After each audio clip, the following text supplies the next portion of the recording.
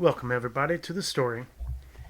Hopefully, you enjoy what you're about to hear, and if you would be so kind as to leave a comment on any of the many references to books, old movies, movie stars, singers, anything you hear that you know and you go, hey, I know what that's from. Hit us up in the comment on what it was. It's going to be fun to see how many of them you get. There are a lot. Happy hunting. Miscellaneous Madness by Dennis Davis. Episode 2. Life of the Monkey. As our story opens up, we see the blind ninja reading from the guest ledger. We move closer and see the names of our guests who are attending the B&B. Listed are Lisa von Barlesby, Victor van Ostendorf, Roger Grappenheiken, and Bob Viner. The blind ninja stares at the list and thinks to himself, So, he is here. Interesting. As the blind ninja turns and begins to walk away, we see the sock ninja walk up and look at the ledger. As he reads the list, we see someone sitting in the lobby reading from a magazine. Who could he have been talking about? Huh? Someone says, as he looks up from his magazine, not noticing the ninja. The sock ninja walks away from the ledger and begins his cautious following of the blind ninja. Where is he going? What is he up to? Whose name did he see? We watch as the blind ninja slowly slinks down the hall, feeling his way with his walking stick. The sock ninja watches intently from behind a corner. The blind ninja passes by the nursery, then the ballroom, then the office, not worrying if he's being seen or not. The sock ninja follows past the nursery, then the office, but he stops in the middle of the doorway. He has this feeling that someone is watching him. He looks into the office, and there's the old man. The old man just stares at the sock ninja with a very confused look. The ninja turns and continues walking down the hall. He saw the blind ninja turn into the galley, but he isn't here. Where could he be? Then the sock ninja sees the far window, where the blinds are parted just enough to see two peering eyes between the slats. Dang that ninja, he's quick. The blind ninja slipped between the blinds. As the sock ninja turns to leave, he sees someone sitting in a chair in the galley, reading from a magazine. Huh? Someone says as he looks up from his magazine, not noticing the ninja. The sock ninja peers around the corner. All clear. He heads to the laundry room where the maids have the laundry waiting to be cleaned. He opens one of the hampers and slides in, disappearing, just as one of the maids turn around to take clothes from the hamper. The maid takes the hamper and dumps the clothes into the washer and drops a scoop full of detergent and sets it on the wooden shelf next to the washing machine. She turns and heads down the hall past the old man's office. She makes her way to the front desk to obtain a list of the guests who are coming and leaving. She takes the list and meets the other maid, and as the pair head up the stairs to begin their cleaning of the rooms that are being vacated.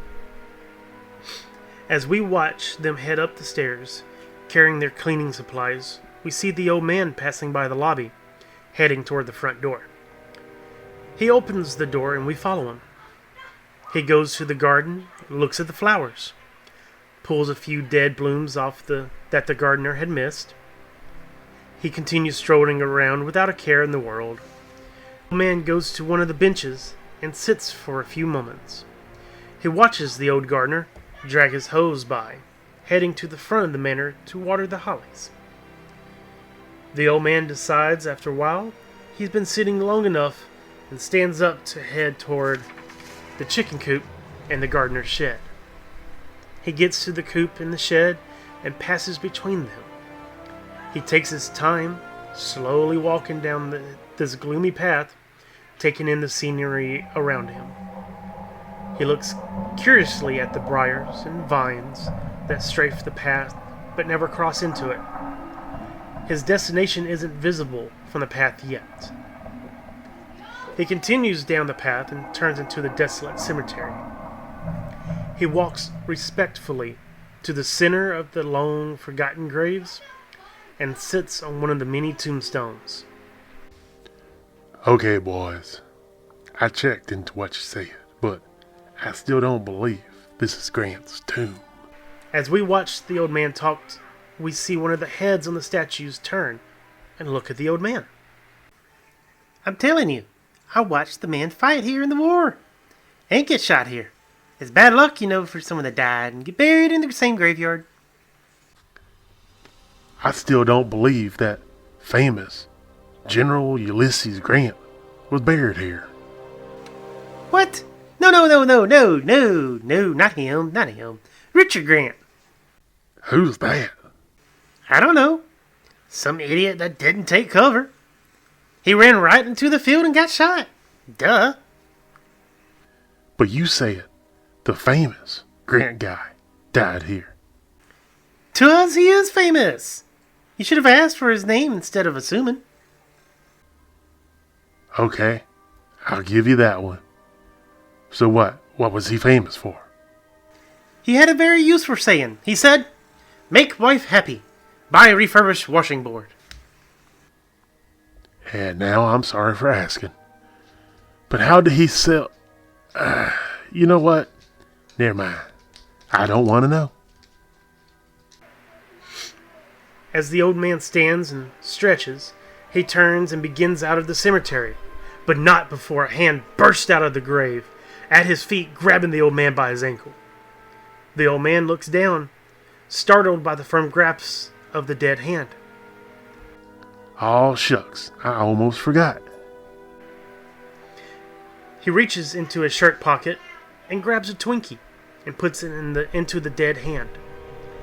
The hand gives the old man a thumbs up and sinks back into the ground with the Twinkie. The old man begins his long trudge down the path back to the manor. When he gets to the end of the path, he sees his wife standing there holding her sun umbrella. Why don't you let the officials move the graveyard away from here? It's unsightly being this close to the Mondu. I like the graveyard.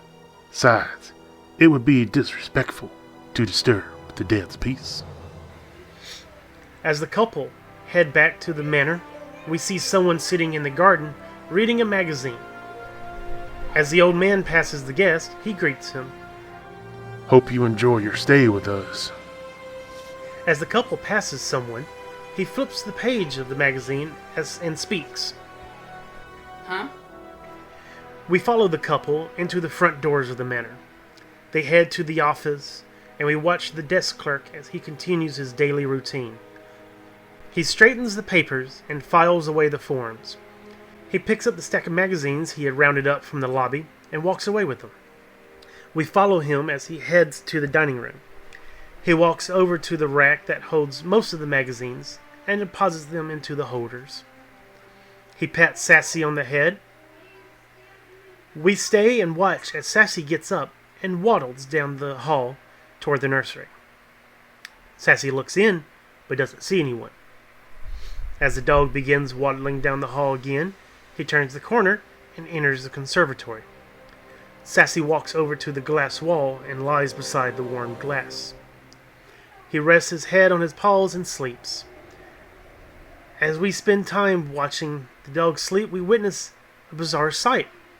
A potted plant moves, slowly shifting sideways, blocking our view from whatever or whoever is behind it.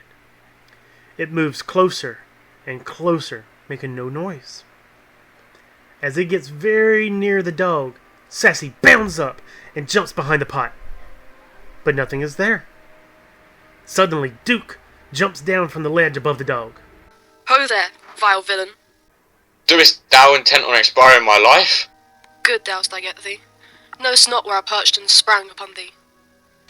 As Duke and Sassy converse, we see someone sitting in the lounge chair in a corner, of the conservatory. Huh? Duke and Sassy don't make a noise nor respond. Neither of them know where this person came from or how they got in without being noticed. As a dog and cat quietly slip out of the conservatory, we watch as they pass the office, and we stop here to observe what is happening. The old man and the lady are talking about the rooms and the furniture and the building plans. We see the blinds on the window move slightly as the blind ninja steps out from behind it and begins walking toward the door. As he passes the old man and the lady, they turn to look at the computer screen and the options for the building. The ninja walks carelessly into the hall. As he turns the corner, the sock ninja pops out of a pair of boots sitting near the door of the office. The sock ninja watches the blind ninja walk to the stairs and heads up them. The blind ninja begins up the stairs and heads down the hall. When he gets to the end of the hall, he reaches up and pulls down the attic ladder. As the blind ninja ascends the ladder, the sock ninja appears on the other side of the ladder, within an inch of the blind ninja's feet.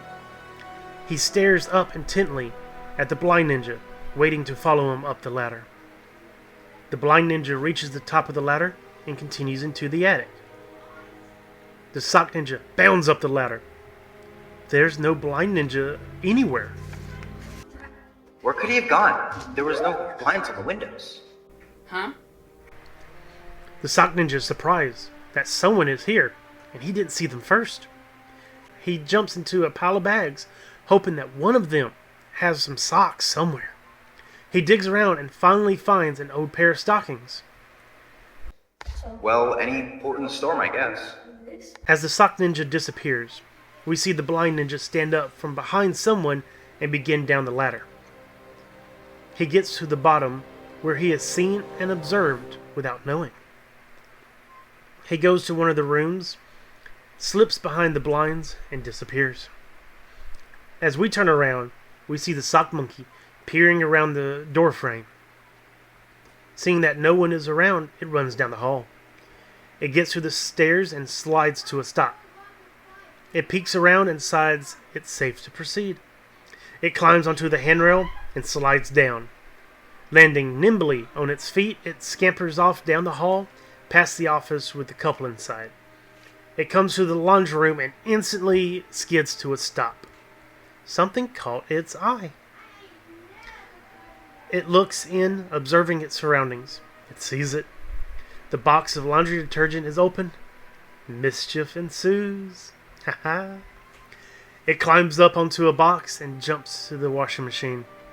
It sprints across and leaps into the air, barely catching the shelf with its hand. It pulls itself up and leans over, letting itself fall into the box of detergent. It grabs handful after handful and commences to toss each handful gleefully into the air, making a god-awful mess. As it enjoys itself, the buzzer on the washing machine goes off, alerting the maid, who is just down the hall, that the load is finished. Uh-oh, the monkey thinks to itself. It can't be found here. It jumps from the shelf to the washer, but the monkey lands awkwardly and falls to the ground. As the monkey hits the floor, the maid walks in. She stops at the doorway, noticing the mess. She can't believe what she's seeing. She walks slowly toward the washer. Mouth agape and eyes wide, she begins to tear up. She hasn't had a good day. She doesn't need this problem now. She looks down and sees the monkey. Fury burns behind her eyes. She grabs the monkey roughly and stomps down the hall toward the lobby. As we watch the maid leave, we move down the hall following from a distance. We see the dog trudge by going to the dining room. We see the maid at the front desk arguing with the desk clerk about kids making a mess, although there are none. We move to the dining room where the weenie cat and weenie dog are eating from their bowls. We move out of the manor via the kitchen door. We turn the corner to the garden and see someone sitting on the brick wall near the goldfish moat. We pass by, heading down the front path. As we leave the path, we see the gardener pruning the hedges. He looks up and waves goodbye to us. End of Act 2.141592. If you enjoyed tonight's story, please hit that like button, leave a comment, let us know what you think of it, and if you would like, hit that subscribe button and the bell so you'll see what comes next. See ya!